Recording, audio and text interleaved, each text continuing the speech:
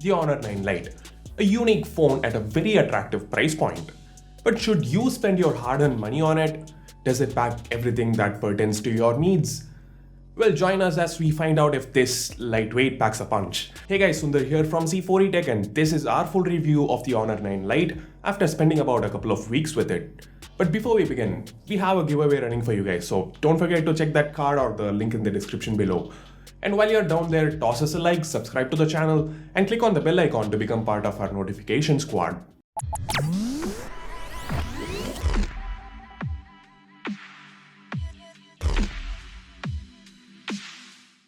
This device is a proper eye-catcher, so where else would I start the review but with the externals? This is probably the best designed phone in this segment. After all, the glossy look of the glass front and the glass back look stunning. The mid-frame's made of plastic, but it doesn't look or feel like that. I was almost tricked into thinking it was metal because this phone has the kind of premium feel that you can find only on phones that are way more expensive. Speaking of feel, the device feels ergonomic in hand. The 5.65-inch display along with the minimal bezels means that one-handed usage is possible. That said, the phone is as slippery as it is pretty to look at. I've been handling it like one would when given a newborn. Its relatively small size and rounded corners do help a bit. It fits pretty snugly in hand. The button placements are fine and the buttons themselves feel tactile and solid. They don't wobble. For a more detailed physical overview of the device, do check out our unboxing video. Here's a card. Now let's talk about that display. It's an 18:9 display with a pixel resolution of 2160 by 1080. This IPS LCD panel boasts decent colors, viewing angles, and gets reasonably bright. It was fairly legible outdoors under bright sunlight. Also, that smaller 5.65-inch screen size means that the pixel density is at a very respectable 428 pixels per inch. Everything looks sharp, and overall I'm impressed by the screen on this little guy. First the design and then the display. Huawei seems to be on a roll here.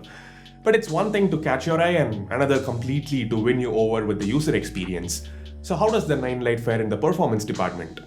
Well, not too bad, at least on paper. Inside the 9 Lite we have the high silicon Kirin 659. We did see the chipset struggle sometimes with occasional frame drops and lag spikes.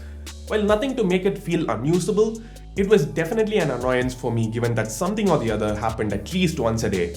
At times I was left with no option but reboot the phone to get things back to normal. Maybe it's the UI, maybe it's the chipset. Let's wait and see if an update makes things better.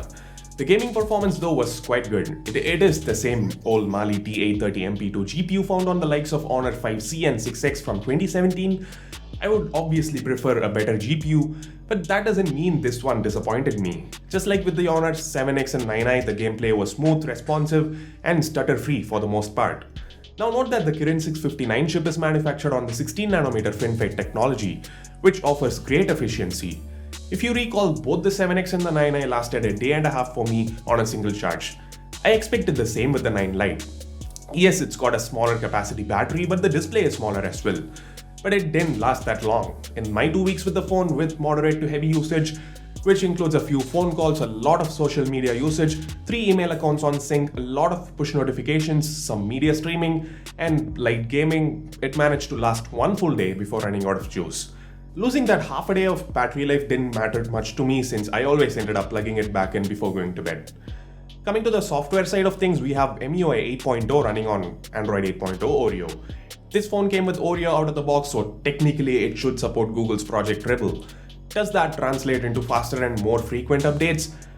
Well, we shall see. For now, all the basic Oreo features like notification dots and smart text selection are available in here. MIUI does bring in a few neat tricks of its own as well. There's App Twin for running 2 instances of the same app, Wi-Fi bridging for sharing your Wi-Fi network with your friends without having to share the password of your Wi-Fi network. It can also extend the range of your router to an extent. It is a potentially useful feature that we don't see on a lot of phones. There are also a couple of neat gestures thrown in for good measure. MIUI, despite being a feature-rich interface, is generally smooth and light, and those hiccups I faced along the way, I'm inclined to let them slide considering the price point. Let's now have a look at the little things that matter. First up, something you guys badly wanted to know. The 9 Lite does have a gyroscope sensor. The cellular reception and call quality were good. It has support for Geo-VoLTE. The audio quality via the 3.5mm headphone jack was okay, just like with most other phones in this segment. The sound via the loudspeaker though was really good. It was reasonably loud and the quality too was above average. Let's now move on to those cameras. The 9 Lite has quad shooters similar to the ones found on the Honor 9i. The resolutions changed though. There's a 13 megapixel camera with a 2 megapixel depth sensor to both the back and the front. Under good lighting conditions, the 9 Lite produces some nice results. The images are reasonably sharp with ample detail. Look at this image. Let me zoom in. You should be able to figure out what fruit it is. If you do, let me know what it is in the comments below. Given the f2.2 aperture, the bokeh here isn't too strong.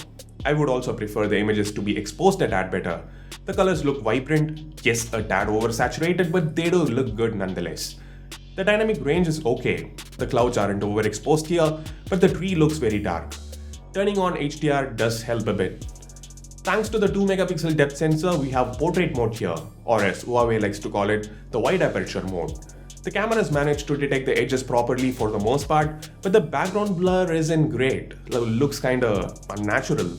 And it isn't just me, some of you guys told me the same via comments in a recent video where I answered your questions regarding the Honor 9 Lite. Anyway, overall I'd say the outdoor performance is more or less similar to that of the Honor 7X. The same can't be said about the images shot under dim lighting conditions though. The 9 Lite suffers more than the 7X does. The colors are okay, but there is a lot of noise in the images. I found the pictures shot with the Redmi 5 Plus to be a tad brighter and sharper than the ones shot with the 9 Lite. To give you a better idea of how different they are, on a scale of 0 to 10, if I gave the 7X's low light performance a 5, I'd give the 5 Plus's performance a 3.5 and the 9 Lite's performance a 3.2 or even 3. The 9 Lite can shoot 1080p videos at 30 frames per second. No EIS or OIS. That explains the jittery footage. The quality is quite good. Reasonable amount of detail, natural colors. That said, once again I feel the footage could have been exposed better. Not cribbing about it because it's nothing that the EV slider can't fix. The dynamic range too is okay. One of the main selling points here is the portrait mode for selfies.